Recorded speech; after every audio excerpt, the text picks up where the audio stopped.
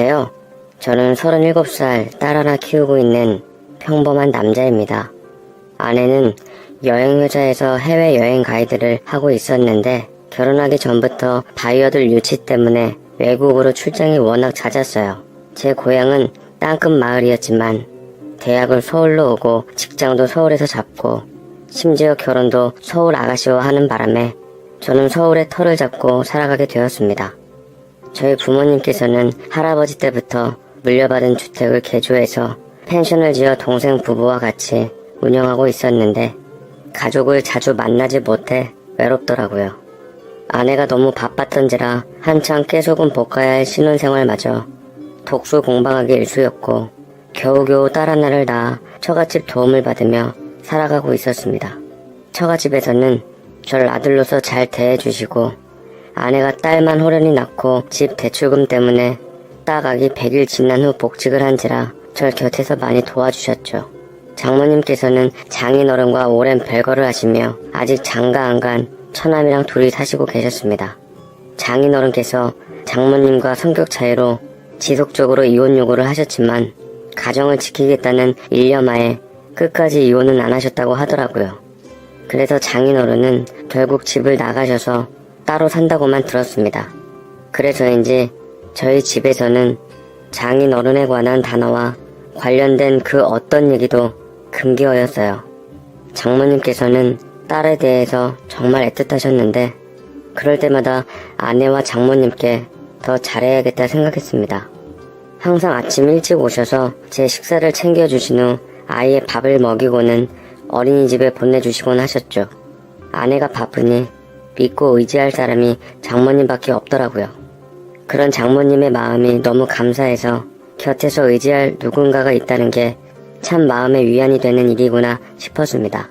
제 생일날마저도 아내는 곁에 없었고 장모님께서는 제 생일을 기억해 주시며 미역국을 끓여 제게 떠주시기도 했습니다. 많이 힘들지?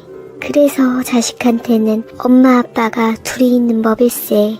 우리 소연이도 그놈의 돈만 아니면 산후조리도 오래 하고 애 키우면서 집에서 살림만 하게 하고 싶었는데 참 사람 일이 뜻대로는 안 되는 것 같아. 그래도 우리 딸이 사람 볼 줄은 알아서 워낙 착하고 자상한 자네를 데려왔으니 그걸로 난 참 좋아. 장모님께서 그리 말씀하시니 분명 칭찬 같긴 했습니다만 왜 제가 이리 찔리던지요. 괜히 인류대학 나와 고이고이 키운 딸, 저같이 촌놈 출신 능력 없는 직장인에게 주신 것이 후회됐나 싶어 미역국이 목에 잘 안 넘어갔습니다.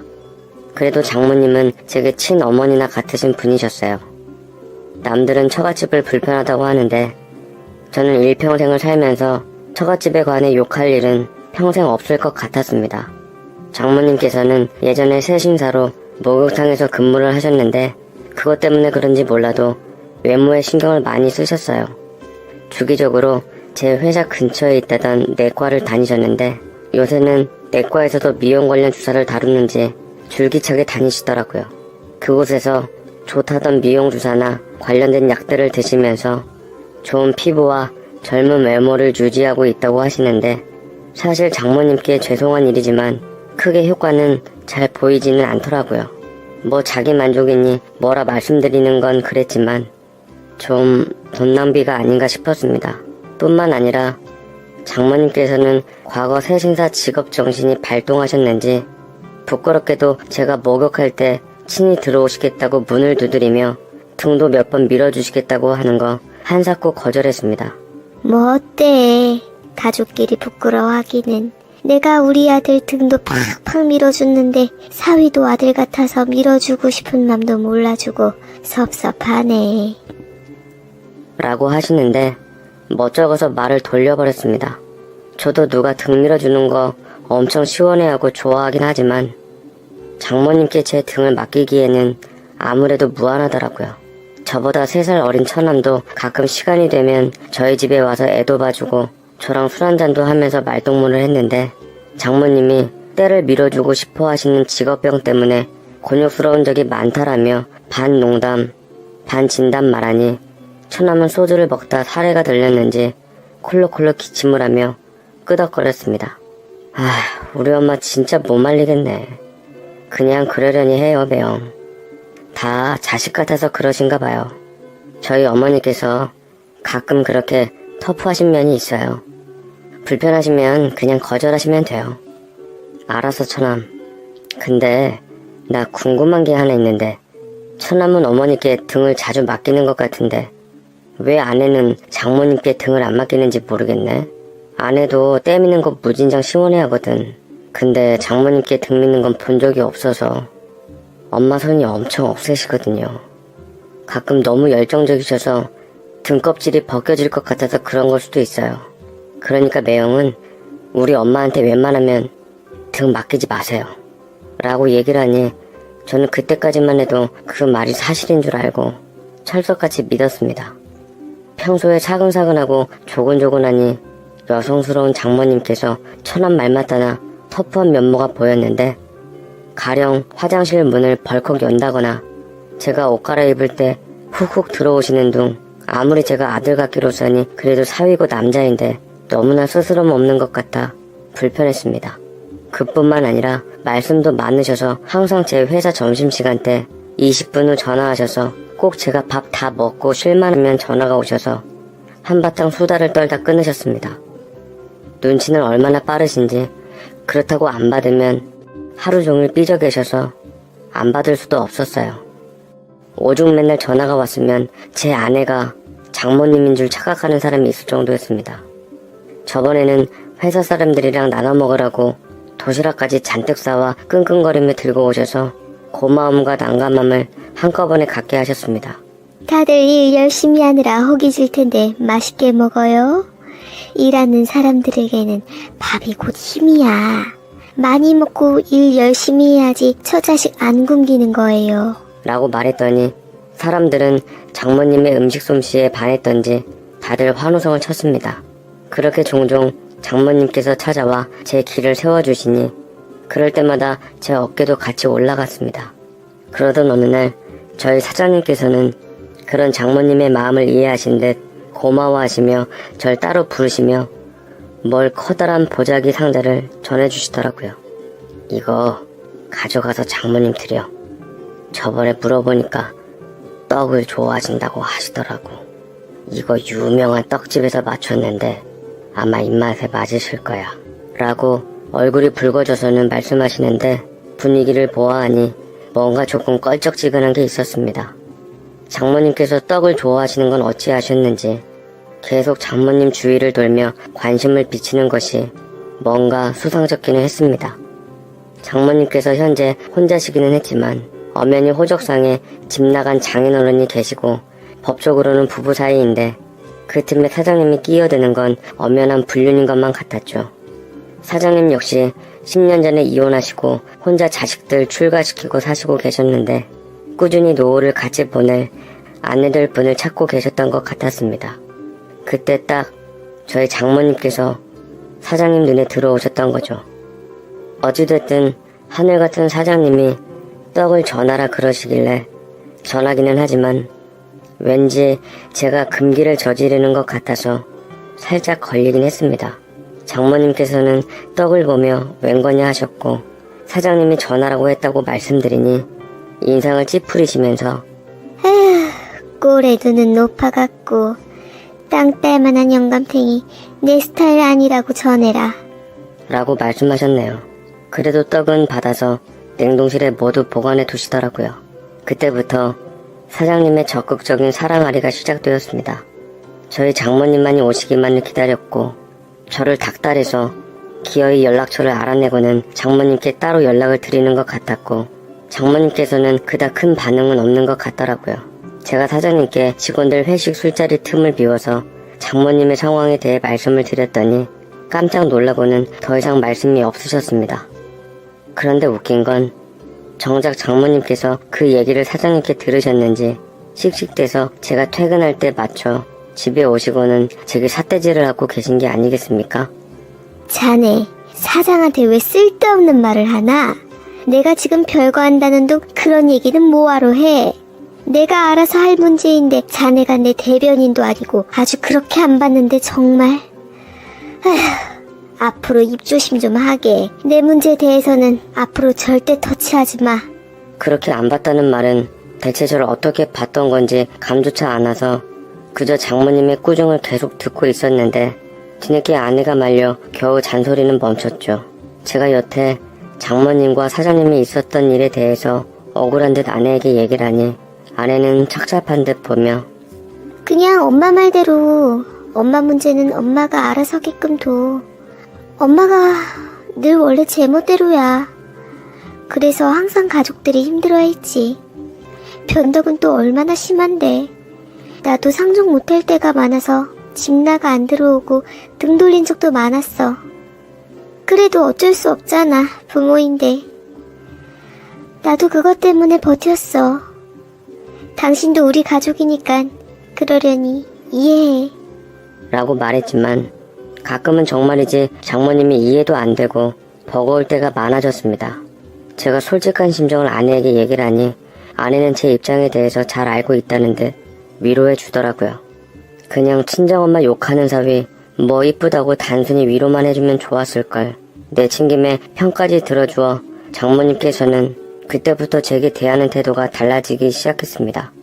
그 이후에 아내가 무슨 말을 했는지 장모님의 태도는 확연히 달라졌어요. 노크와 배려를 필수로 하시며 제 눈치를 보시며 의견을 물으시고는 행동하셨습니다. 또 막상 제게 조심해 주시니까 제가 어쩔 바를 모르겠더라고요. 미안하기도 하고 죄송하기도 하고 저 보란듯 괘씸해서 일부러 그렇게 행동하신 게 아니라 본인의 행동에 대해서 진심으로 제게 미안해하고 있는 것 같았습니다. 병원 가서 미용 주사를 맞으시는 거나 제 등을 밀어주시겠다고 욕실 문을 두드리는 것도 더 이상 하지 않으셨습니다.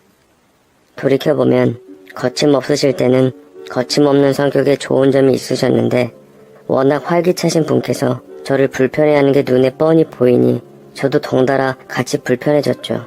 이렇게 사이가 벌어지고 있을 때 장모님은 새신사 일까지 다시 한다고 출근하셔서 더 뵙기가 어려웠어요. 그래서 저는 큰맘 먹고 날 잡아 장모님을 모시고 월급날을 맞이해서 뭐 하나라도 사드릴 요량으로 백화점 앞에서 뵙기로 했습니다. 장모님은 처음에는 괜찮다며 안 가신다고 했던 것과는 달리 어디 좋은 데 가는 것 마냥 화장을 화려하게 하시고 한껏 차려입고 나오셨는데 근데 기분 탓인가 화장을 하셔도 여성스러웠던 예전과는 달리 뭔가 듬직한 구석이 보였습니다. 뭐랄까 꼭 남자한테 화장을 해놓은 기분? 분명 얼굴은 같았지만 풍기는 느낌이랑 이미지가 뭔가 좀 다르더라고요. 장모님은 얼굴이 부었다면서 민망해하셨고 저도 속마음을 숨기고 한껏 띄워주며 맞춰주었습니다. 와, 장모님 오늘 화장 진짜 이쁘게 됐어요. 정말 미인이세요. 어서 들어가세요. 장모님께서 원하시는 거 제가 오늘 다 사드리겠습니다. 말만 들어도 고맙네. 오랜만에 밖에 나와서 기분 전환하니까 참 좋구만. 뭐니 해도 우리 사위가 최고네. 에이, 진짜 말이 아니라 오늘 좋은 거 사드리려고 작정하고 나왔어요. 월급 두둑히 받은 거 장모님을 위해 다 쓸 테니까 뭐 하나 좋은 거 고르세요. 진짜로요. 말은 그렇게 했지만 실은 장모님의 늘 아껴 쓰고 모아라라는 철칙을 믿었기에 저는 시원하게 얘기를 건네며 잔뜩 허풍을 떨었습니다. 역시나 장모님은 백화점 아이쇼핑만 하시면서 정작 사실 생각은 안 하시고 구경만 잔뜩 하시더라고요. 그러다 제 성의까지 무시하지는 않으시고 행사장에서 작은 스카프 하나만을 사셨습니다. 하며 잘 하시겠다고 좋아하셨는데 그곳에서 어느 한 여자와 마주친 후 장모님께서는 들고 계신 스카프를 떨어뜨리셨어요. 당신 서춘배 맞지? 라고 여자가 낯선 이름을 읊는데 이상하게 낯설었지만 결코 낯설지 않은 이름이었습니다.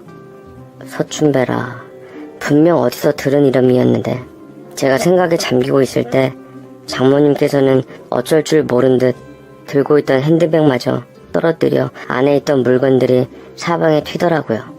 화장품 파우치며 약들이며 제가 하나하나 주워주며 장모님 가방 안에 집어넣었는데 장모님 손이 심하게 떨리며 가방을 짚는 동안 단 한 번도 그 여자 쪽으로 시선을 돌리질 않았습니다. 그 여자는 장모님 연배의 중년 여자였는데 곁에는 지긋한 중년 남성도 함께더라고요. 중년 남성도 부인으로 보이는 여자가 장모님과 맞닥뜨린 후 시선을 떼지 못하니 당황했던 듯 빨리 가자고 재촉했고 그 여자 역시 뒤늦게 정신을 차려서 자리를 빠져나갔습니다. 그제서야 장모님께서는 아련한 눈빛으로 그 여자 뒷모습을 보았고 뭔가 분위기가 쎄한 게 두 분 사이에 제가 모르는 뭔가가 있다 싶었어요. 또 촐싹맞게 궁금한 건 못 참는 성격이었던지라 제가 다 주워드린 후 장모님께 물었습니다. 장모님, 혹시 저 여자분 누구세요? 아시는 분이세요? 라고 말하자 장모님께서는 잠시 넋이 나가 계시다가 곧 머리를 절레절레 흔들고는 가방을 채며 부랴부랴 백화점 밖으로 나가시려 하며 성을 내시더라고요. 처음 보는 사람이야. 괜히 이상한 여편네가 내 길을 막아서가지곤 신경 쓸 거 하나 없네. 그러니까 내가 오늘 안 나온다고 했지 않는가. 왜 사람 속을 이렇게 뒤집어 놓아. 자네가 집안에 들어온 이후부터 바람잘 날이 없어 아주. 제가 대체 뭘 어쨌다고. 저는 장모님께 죄송하고 평소 감사한 마음에 백화점에 모시고 온 것밖에 없었는데 왜 갑자기 제게 분풀이를 하시는지 이해가 안 됐습니다. 도대체 장모님의 마음을 어떻게 잡아야 할지 몰랐죠. 장모님께서는 그날 이후부터 심각해지기 시작하셨고 끼니도 잘 챙겨 드시지 않는 둥 꼭 혼이 빠진 사람 마냥 먼 산만 바라보기 시작했어요. 겸사겸사 들린 처남과 아내 역시 장모님이 뭔가 다르다는 것을 알았고 제게 묻더라고요. 괜히 또 저로 인해 문제가 불거질까 싶어 있는 팩트만 딱 말해주기로 했습니다.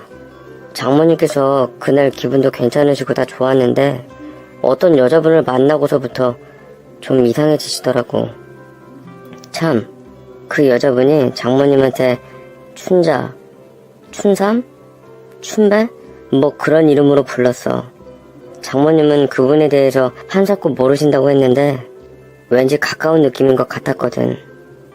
아, 아니면 장모님 혹시 개명하셨어? 라고 물으니 아내와 처남이 얼굴이 새하얗게 질린 채로 아니라고 신경 쓰지 말라고 하며 딴청을 피웠습니다. 제가 장모님에 대해서 무슨 말만 꺼내면 이런 반응을 보이니 왠지 왕따되는 느낌도 들고 숨기는 느낌도 들고 괜히 말했다 싶었어요. 제가 눈치는 없지만 촉은 좋아서 아내에게 무슨 일이냐고 잘 달래가며 얘기했는데도 끝까지 알려줄 생각이 없는 것 같았어요. 기분도 꿀꿀하니 저도 회사에서 일이 손이 잘 안 잡히고 있는데 회사 동료들끼리 저마다 떠드는데 저도 끼워줄 요령으로 물었습니다. 오늘 야근인데 일 마치고 사우나나 같이들 갈까? 좀 거리가 있긴 한데 최근에 핫한 사우나가 있어서. 그래, 그러던지. 난 그냥 따라갈게.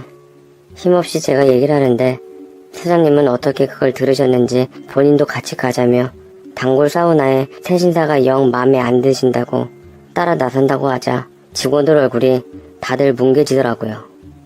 사장님도 그 맘들을 아시고 시원하게 사우나 비용 같은 거 다 부담하겠다고 했지만 뭉개진 표정들은 펴지질 않았습니다. 뭐 어찌됐든 저희는 밤새 야근을 했고 사장님과 함께 졸지에 가시방석인 사우나를 가게 되었습니다. 준비를 하고 안에 들어가서는 뜨거운 물에 몸을 담그니 온몸이 녹아들면서 사르르 풀리는 것 같았습니다. 시원하다라는 말이 곳곳에서 터져나왔고 저희는 사장님의 비위를 맞춰주며 그냥저냥 솜씨가 훌륭하다는 새 신사나 기다리고 있었는데 이 학스님들이시죠? 한 분씩 오시면 되세요. 남자 목소리치고는 얄쌍한 목소리가 나오며 저희가 일제히 쳐다보았는데 새 신사가 나타나자마자 아리까리한 사람들을 틈타 저는 놀래 자빠질 지경이었고 그나마 눈썰미 좋으신 사장님은 절망감에 바닥에 주저앉고 말았습니다. 그 새 신사는 다름 아닌 장모님 맞으시죠? 장모님이 왜 여기... 자네가 여기까지 어쩐 일이야? 이 먼 곳까지 자네가 왜 왔냐고. 라고 말씀을 하셨고 저는 쭉 시선을 따라가며 기겁을 하고 말았습니다.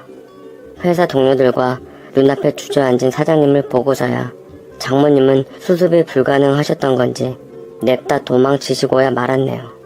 네, 장모님은 티셔츠에 딱 붙는 사각 반바지 차림으로 나타나셨는데 위로는 아리까리했지만 아래는 분명 남자였습니다. 그 순간 느낌이었는지 어찌했는지 불현듯 백화점에서 만난 그 여자의 말이 뇌리를 스쳐 지나갔는데 분명 그 여자분이 말한 서춘배는 장모님을 떠난 장인 어른의 성함이 분명했어요. 그 여자가 장모님께 서춘배라고 불렀다면 한숨이 나오네요. 맞아요. 장모님이 사실은 그 떠나가셨다던 장인어른 본인이셨던 거죠. 언뜻 느낌이 맞다면 아내의 얼굴이 엿보였던 백화점에서 만난 그 중년 여성분이 어쩌면 제 진짜 장모님인 것 같아 보였습니다. 장모님께서 자리를 떠나신 후 저를 비롯한 회사 식구들은 꿈이라도 꾼 것 마냥 다들 놀라 입을 다무질 못했고 그중 충격이 제일 심한 건 저와 사장님이었습니다.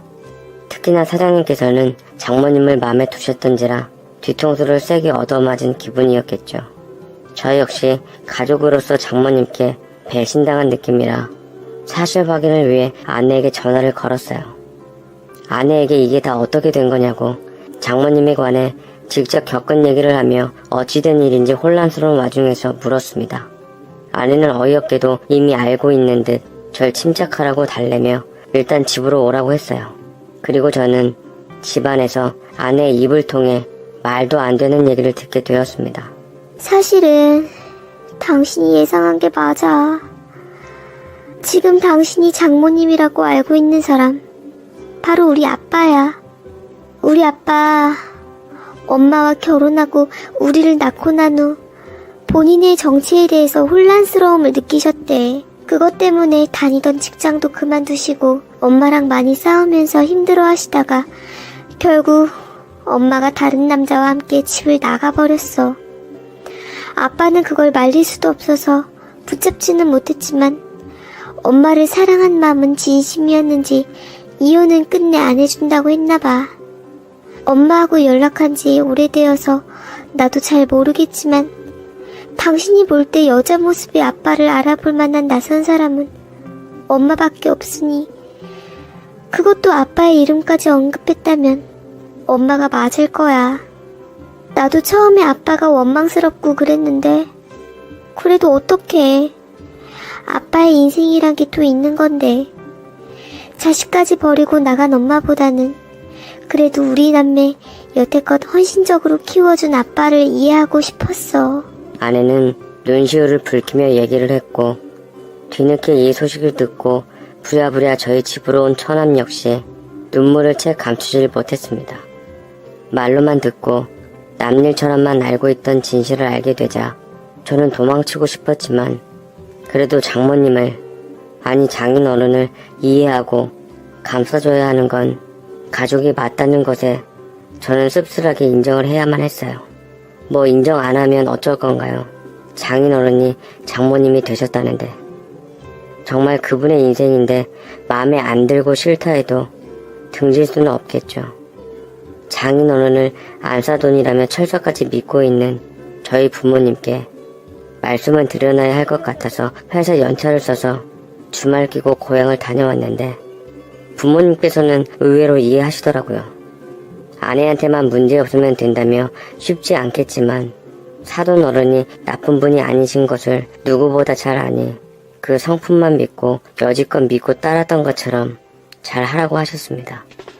저는 서울로 돌아와 집으로 왔고 마침 장모님과 처남과 아내가 같이 있길래 조심스럽게 소파 위에 앉았죠. 장모님께서는 제게 미안하다며 고개를 떨구시며 저를 볼 면목이 없다 했지만 저는 괜찮다고 장모님은 예나 지금이나 똑같은 장모님이시고 앞으로 저희 사이에 변할 건 아무것도 없다고 말씀드렸네요. 거짓말이긴 했지만 그 말이 진심이 되기를 저도 무던히 노력하는 게 맞겠죠. 어찌되었든 우린 가족이라는 틀 안에서 묶여있으니까요. 제가 이해하고 받아들여야 모두가 평안해진다는 걸 아니까요. 그저 우리 사장님이 문득 안타깝다는 생각이